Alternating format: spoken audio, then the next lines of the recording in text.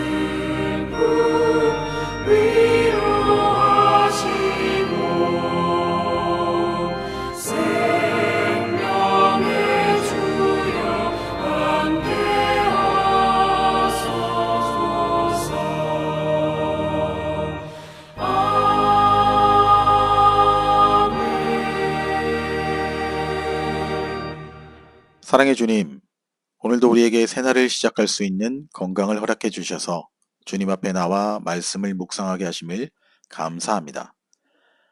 오늘 허락하신 예레미야 말씀을 묵상할 때 동일하게 저희들에게도 하나님의 뜻을 깨달을 수 있는 영적인 귀와 눈을 열어주셔서 우리 심령 가운데도 오늘 이 하루의 삶이 그렇게 주님의 말씀과 뜻에 순복하며 따라 살 수 있는 귀한 하루가 되도록 인도하여 주실 줄 믿사오며 우리 구주 예수님의 이름으로 기도드립니다. 아멘. 자, 오늘 우리에게 주시는 묵상 본문을 함께 봉독하겠습니다. 오늘 본문은 예레미야 51장 45절로 53절 말씀입니다. 함께 봉독하겠습니다. 나의 백성아, 너희는 그 중에서 나와 각기 여호와의 진노를 피하라. 너희 마음을 나약하게 말며 이 땅에서 들리는 소문으로 말미암아 두려워하지 말라. 소문은 이 해에도 있겠고 저 해에도 있으리라. 그 땅에는 강포함이 있어 다스리는 자가 다스리는 자를 서로 치리라. 그러므로 보라, 날이 이르리니 내가 바벨론의 우상들을 벌할 것이라. 그 온 땅이 치욕을 당하겠고 그 죽임 당할 자가 모두 그 가운데에 엎드러질 것이며 하늘과 땅과 그 안에 있는 모든 것이 바벨론으로 말미암아 기뻐 노래하리니 이는 파멸시키는 자가 북쪽에서 그에게 옴이라. 여호와의 말씀이니라. 49절 바벨론이 이스라엘을 죽여 엎드러뜨림 같이 온 세상이 바벨론에서 죽임을 당하여 엎드러지리라. 칼을 피한 자들이여 멈추지 말고 걸어가라. 먼 곳에서 여호와를 생각하며 예루살렘을 너희 마음에 두라. 외국인이 여호와의 거룩한 성전에 들어가므로 우리가 책망을 들으며 수치를 당하여 모욕이 우리 얼굴을 덮었느니라. 보라, 날이 이르리니 내가 그 우상들을 벌할 것이라. 우상자들이 그 땅에서 한숨을 지으리라. 여호와의 말씀이니라. 가령 바벨론이 하늘까지 솟아오른다 하자 높은 곳에 있는 피난처를 요새로 삼더라도 멸망시킬 자가 내게로부터 그들에게 임하리라. 여호와의 말씀이니라. 아멘. 자, 이제 오늘 읽은 묵상 본문을 함께 나눠보겠습니다. 먼저 오늘 본문의 핵심 줄거리를 요약해 봅시다. 우리는 지난 화요일과 수요일에 걸쳐서 그리고 오늘과 내일까지 이 예레미야 51장의 본문을 읽으며 묵상합니다. 특별히 이 예레미야 51장은 바벨론 관련 심판 예언을 기록하고 있으며 이 51장의 후반부인 오늘 본문과 나머지 말씀을 통해서 권고의 말씀과 함께 예언을 마무리하는 것을 볼 수 있습니다. 이를 좀 더 구체적으로 나눠서 살펴보면 45절로 53절은 바벨론의 심판이 집행될 상황을 염두에 둔 선민 이스라엘 포로들을 향한 하나님과 선지자의 권고의 말씀을 기록하고 있습니다. 여기에 보면 먼저 하나님께서는 바벨론에 있는 백성들을 향하여 바벨론을 파멸시키는 자가 북쪽에서 오게 될 때 전쟁의 공포와 또 유언비어의 난무로 인하여 우왕좌왕하지 말고 바벨론에서 탈출할 것을 권고하시며 바벨론은 반드시 파멸에 이르게 될 것을 강조하고 있습니다. 또한 50절로 53절에서는 선지자가 백성들을 향하여 전쟁의 소용돌이가 펼쳐지는 현장에서 탈출한 후에는 지체치 말고 예루살렘으로 귀환할 것을 권고하고 역시 바벨론이 반드시 심판을 받아 멸망하게 될 것임을 거듭 강조하고 있는 말씀이 바로 오늘 본문의 핵심 내용입니다. 바로 여기까지가 오늘 본문의 줄거리 요약이라 할 수 있습니다. 그럼 오늘 본문을 통해서 발견한 하나님은 어떤 분인지 함께 나눠봅시다. 오늘 제가 발견한 하나님은 우리의 생명을 귀히 여기시는 하나님입니다. 본문 49절입니다. 바벨론이 이스라엘을 죽여 엎드러뜨림 같이 온 세상이 바벨론에서 죽임을 당하여 엎드러지리라고 하였습니다. 우리가 개역 개정판 성경의 번역을 문자 그대로 이해한다면 이스라엘이 바벨론에게 멸망을 당한 것처럼 온 세상도 바벨론에게 멸망을 당하게 될 것이라는 말이 됩니다. 이것은 바벨론에 대한 예언이 유다 멸망 이전이나 유다 멸망 직후에 주어졌을 것이라는 점에서 가능한 번역입니다. 왜냐하면 유다 주변의 나라들은 유다가 바벨론에 의해서 멸망당한 후 약 5년 정도 지난 다음에 바벨론에게 멸망을 당했기 때문입니다. 그러나 지금 이 문맥은 온 세상이 바벨론에 의해서 멸망할 것을 말하는 것이 아니고 바벨론이 하나님의 심판을 받아 멸망할 것임을 말하고 있는 문맥이라는 점에서 지금 이 번역은 적절치 않습니다.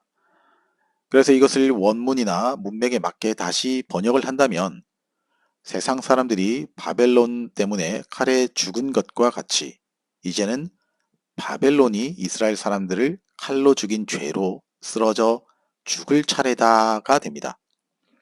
그리고 이러한 관점에서 볼 때 바벨론이 하나님의 심판을 받아 멸망하게 되는 원인이 분명하게 드러납니다. 그것은 바로 이스라엘 사람들을 죽였기 때문입니다. 바벨론은 이스라엘 사람들 말고도 세상의 수많은 나라의 사람들을 죽였습니다.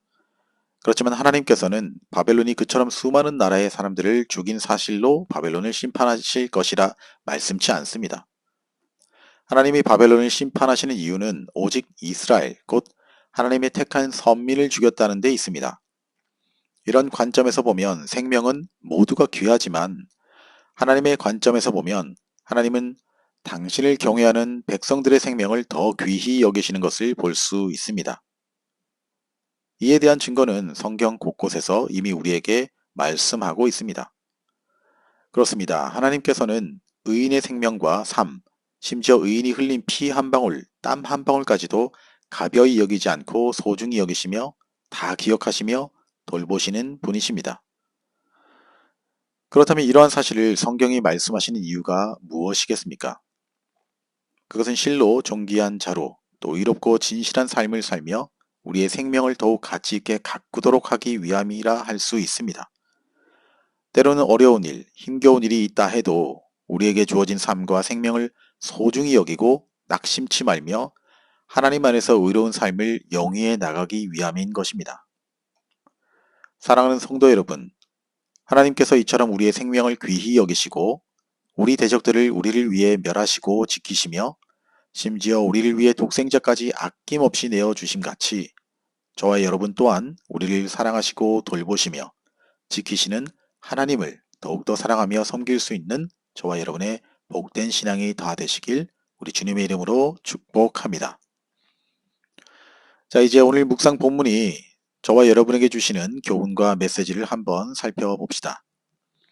오늘 본문을 통해서 주시는 교훈은 상황이 절박할수록 더욱더 말씀을 신뢰하길 힘씁시다입니다. 46절 말씀을 보시면 너희 마음을 나약하게 말며 이 땅에서 들리는 소문으로 말미암아 두려워하지 말라. 소문은 이 해에도 있겠고 저 해에도 있으리라. 그 땅에는 강포함이 있어 다스리는 자가 다스리는 자를 서로 치리라고 합니다. 이것은 바벨론의 멸망이 임박하였을 때 나타난 징조로 인하여 두려워하지 말라는 권면입니다. 하나님께서 말씀하시는 바벨론 멸망의 징조는 다음 두 가지로 정리할 수 있습니다. 첫째, 멸망과 관련된 소문이 퍼지게 될 것이라 말씀합니다. 본문에 해당하는 원어를 보면 소문에 해당하는 단어는 반복해서 사용되었고 있으리라에 해당하는 단어는 없습니다. 굳이 반복할 필요가 없는 소문이라는 단어는 반복 사용하면서 정작 필요한 동사는 생략해버린 이상한 문장이 되어버린 것입니다. 그럼에도 불구하고 하나님께서는 이처럼 소문이라는 단어를 반복하심으로 이것을 강조하신 것입니다. 그렇다면 이 소문은 무엇을 말합니까? 바로 바벨론이 망할 것이라는 소문입니다. 그렇게 이러한 흉흉한 소문에 좌지우지되지 말고 두려워하지 말라고 권면하시는 것입니다. 둘째로 나타난 징조는 바벨론 내에서 권력 다툼으로 말미암아 내전이 있게 된다는 것입니다. 여기서의 권력 다툼은 바벨론의 마지막 왕 나보니두스와 그 아들 벨사살 간의 다툼일 가능성이 가장 큽니다. 당시의 역사 기록을 보면 바벨론의 마지막 왕은 나보니두스이지만 성경은 마치 벨사살인 것처럼 기록되어 있습니다. 왜냐하면 나보니두스 왕은 아들인 벨사살을 섭정왕으로 세우고 바벨론을 떠나 있었기 때문입니다. 기록에 의하면 나보니두스는 정치 군사적인 이유로 바벨론을 떠난 것으로 나타나는데 이는 나보니두스가 아마도 아들 벨사살과의 권력 다툼에서 밀려났을 가능성을 강력하게 시사하여 준다 합니다. 이러한 권력 다툼과 내전은 바벨론 사람들로 하여금 많은 불안을 야기했을 것입니다. 이처럼 마지막 때에 바벨론에 임할 혼돈과 무질서의 상황 속에서 하나님께서는 이스라엘 백성들을 향하여 그러한 혼돈과 무질서로 인하여 두려워하지 말라고 말씀하시는 것입니다. 왜 그럴까요?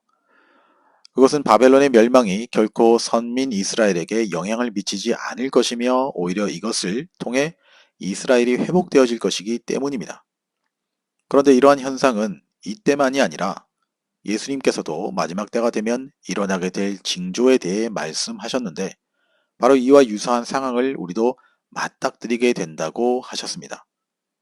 그럴 때 저와 여러분은 어떻게 해야 하겠습니까? 물론 이러한 징조로 인해서 혼돈과 무질서, 두려움이 성도들에게도 고통을 주겠지만 그것이 성도인 우리를 멸망에 이르게 하지 못함을 잊지 말고 바로 그러한 때에도 더욱더 깨어 있어서 하나님의 뜻을 선명히 분별하고 하나님의 말씀을 더욱 가까이 하며 사랑해야 할 것입니다. 기도하시겠습니다. 하나님 아버지, 오늘 이 아침에도 주님의 귀한 말씀, 또 은혜의 말씀을 듣게 하시고 깨닫게 하심을 감사드립니다. 이 하루하루의 삶과 한 주간의 삶 속에서 하나님께서 허락하신 말씀을 깊이 묵상하며 그 말씀 붙들고 살아가는 저희들의 복된 인생이 되도록 허락하여 주시옵소서.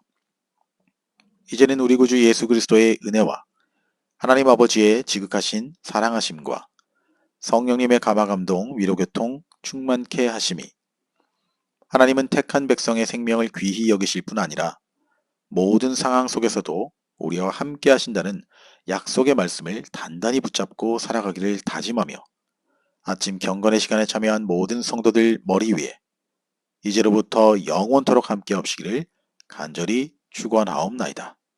아멘. 자, 오늘도 찬양이 연주되는 동안 몇 가지 기도의 제목을 나누고 함께 기도하겠습니다. 첫 번째 기도의 제목은 오늘 우리가 각자 묵상한 말씀을 생각하시면서 기도합시다. 하나님은 오늘 내가 묵상한 말씀 속에서 무엇을 깨닫게 하시고 말씀하고 계시는지 듣게 해달라고 그리고 이를 위해서 간절한 마음으로 기도하길 원합니다. 두 번째 기도의 제목은 우리 영락교회와 성도님들을 위해서 기도합시다. 하나님을 기뻐하며 말씀과 예배를 사모하는 성도들 되게 해달라고 기도하시고 또 우리 연로하신 권사님들과 또 육신이 연약한 우리 성도님들 이런 분들이 계시다면 그들의 건강과 회복, 치유가 일어나게 해달라고 기도합시다.